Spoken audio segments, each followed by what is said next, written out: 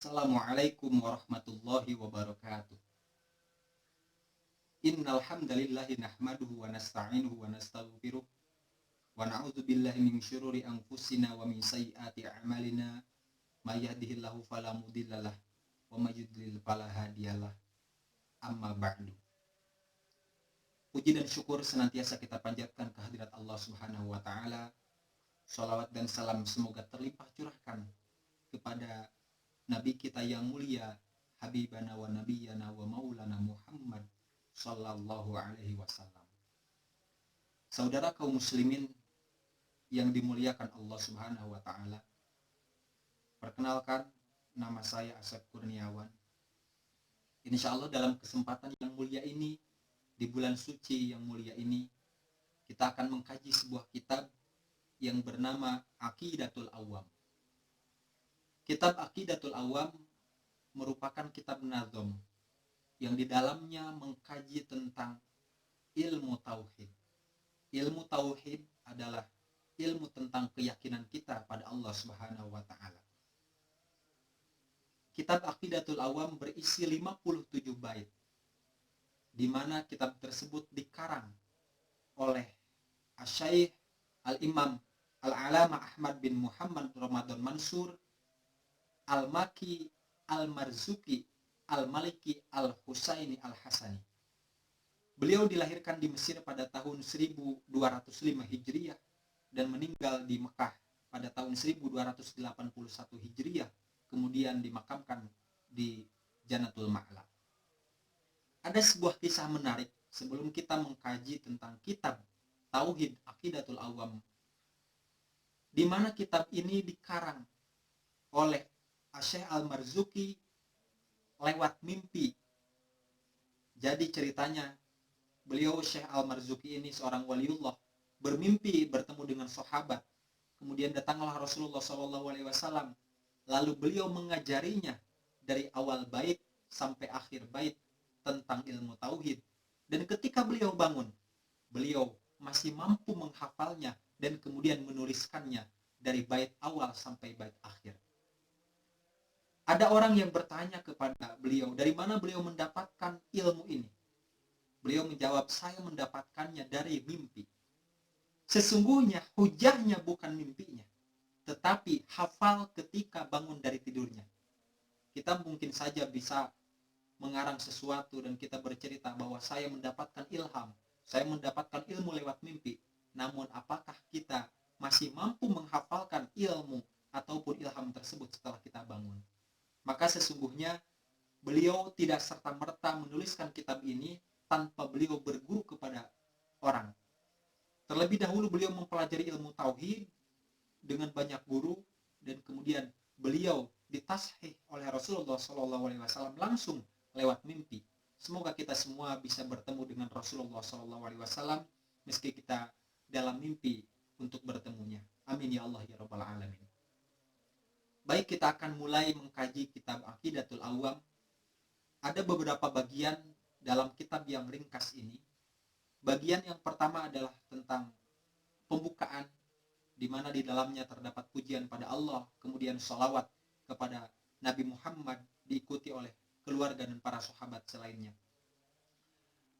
Dilanjutkan pembahasan yang pertama dalam kitab Aqidatul Awam adalah tentang kewajiban bagi setiap mukallaf, yaitu orang yang baligh, yang berakal dan telah sampai kepadanya dakwah Rasulullah SAW atau telah sampai kepadanya Islam, untuk mengetahui 20 sifat yang wajib bagi Allah. Kemudian di bagian kedua kitab Aqidatul Awam mengisahkan atau memberitahu kepada kita tentang kewajiban untuk mengetahui daripada para nabi, nama-nama para nabi yang 25. Dilanjutkan di bagian ketiga nama-nama malaikat. Kemudian dilanjutkan kewajiban kita untuk mengetahui serta menaati seluruh perintah Rasulullah SAW dan mengikutinya. Dan selanjutnya diakhiri dengan kewajiban kita mengimani hari akhir disertai kisah tentang Isra Mi'raj dan sholat yang 5 waktu.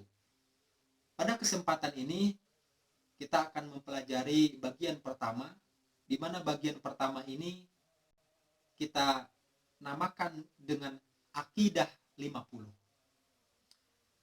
Hadirin kaum muslimin yang dimuliakan Allah Subhanahu wa taala, kita sebagai umat muslim wajib hukumnya mengetahui akidah yang 50.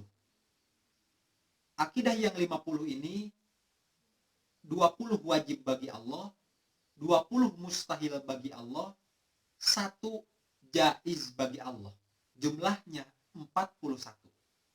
Kemudian 4 wajib bagi Rasul, 4 mustahil bagi Rasul, 1 jaiz bagi Rasul, jumlahnya 9. 41 ditambah dengan 9, jumlahnya 50.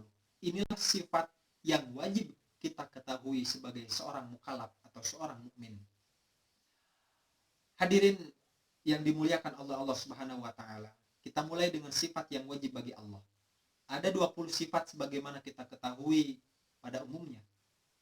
Yang pertama adalah wujud, qidam, baqo, mukhalafatul hawadithi, qiyamuhu binafsihi, wahdaniyat, qudrat, iradat, ilmu, hayat, sama, basor, kalam, qadiron, muridan, aliman, hayyan, sami'an, basiron, mutakaliman. 20 sifat ini merupakan sifat yang wajib mesti ada pada Allah Subhanahu wa taala. Kemudian kita juga harus mengetahui 20 sifat lawannya, atau kita sebut dengan sifat mustahil bagi Allah. Di antara sifat yang mustahil bagi Allah yaitu adam, hudus, fana, mumatsalah lil hawadisi, ihtiyaj, ta'adud, ajzun, karohah, jahal, maut, samam, ama, bukmun, azizan, karihan, jahilan, mayyitan, asma, a'ma, abkama. Dan satu sifat yang jaiz bagi Allah yaitu sifat mumkinul wujud atau tarku mumkinul wujud. Sifat yang wajib bagi Allah yang pertama adalah sifat wujud. Wujud artinya ada. Kita wajib mengetahui Allah itu ada. Tidak mungkin Allah tidak ada. Karena itu sifat wujud disebut juga dengan istilah sifat nafsiyah. Ada karena dirinya. Allah Subhanahu wa taala ada bukan karena diadakan, tetapi ada karena dirinya. Disusul sifat yang kedua yaitu sifat qidam.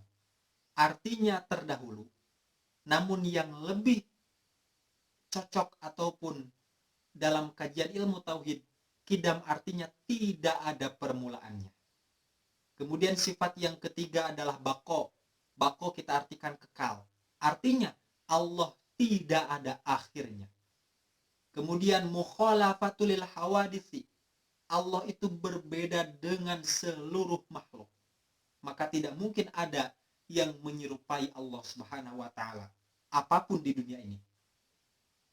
Selanjutnya adalah sifat qiyamuhu binafsihi. Allah berdiri sendiri. Artinya tidak membutuhkan ruang, tidak membutuhkan waktu, dan tidak membutuhkan tempat. Selanjutnya sifat yang keenam adalah wahdaniyat. Allah itu esa, Allah itu satu, Allah itu tidak berbilang. Karena itu sifat yang 5 ini disebut dengan sifat salabiyah. Karena menjadi sifat karena ketiadaannya. Tidak ada yang menyerupainya, tidak ada ujungnya atau kekal, tidak ada awalnya atau qidam dan lain sebagainya.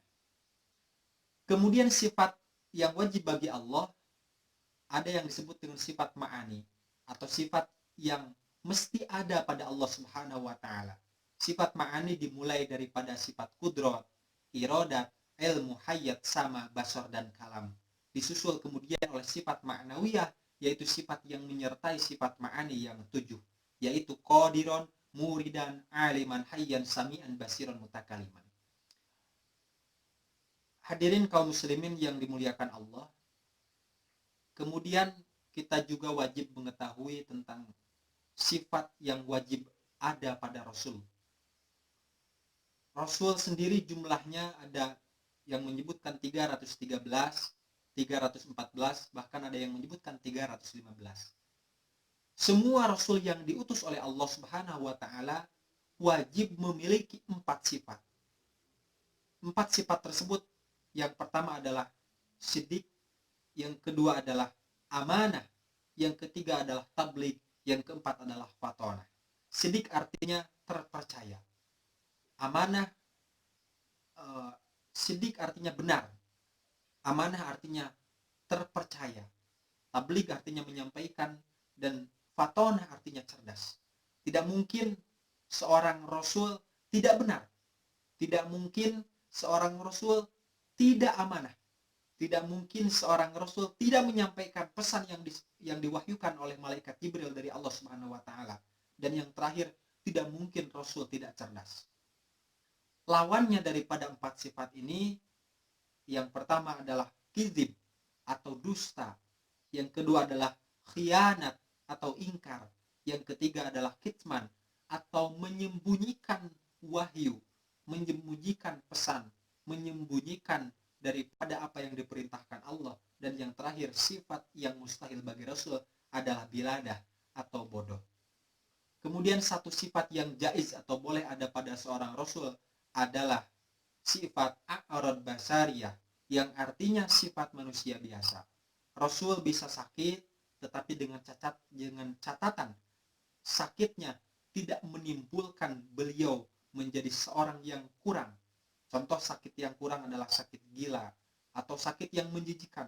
Kalau sakit hanya sakit biasa seperti pegal-pegal, mungkin Rasul pernah mengalami hal itu karena Rasul juga manusia biasa. Ataupun sifat yang jaiz bagi Rasul adalah contohnya adalah makan, minum, dan lain sebagainya. Hadirin kaum muslimin yang dimuliakan Allah Subhanahu wa taala, kitab Aqidatul Awam adalah kitab yang sangat ringkas yang di dalamnya memuat ilmu tauhid yang sangat penting untuk kita ketahui. Saya akan membacakan bait daripada Aqidatul Awam, yaitu bait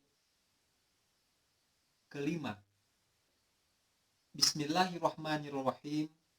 Wa ba'du fa'lam bi wujubil ma'rifah min wajibin lillahi 'ishrin nasifah. Fallahu mawjudun qadimun baqi mukhalifun lil khalqi bil itlaqi. Setelah membaca salawat dan salam, beliau musannif Asy-Syaikh Al-Marzuki dalam kitab Aqidatul Awam, fa'lam, maka ketahuilah oleh engkau biwujul bil ma'rifah, dengan kewajiban ma'rifah. Kita wajib mengetahui apa yang pertama, isyrina sifat, 20 sifat yang wajib tadi, yang dimulai dengan sifat wujud dan diakhiri dengan sifat mutakalimah. Mudah-mudahan kita semua selaku umat muslim yang beriman pada Allah Subhanahu wa taala dan mengikuti Rasulullah SAW bisa mengetahui sifat-sifat minimal 20, dan kemudian sempurnanya kita bisa mengetahui 50 sifat.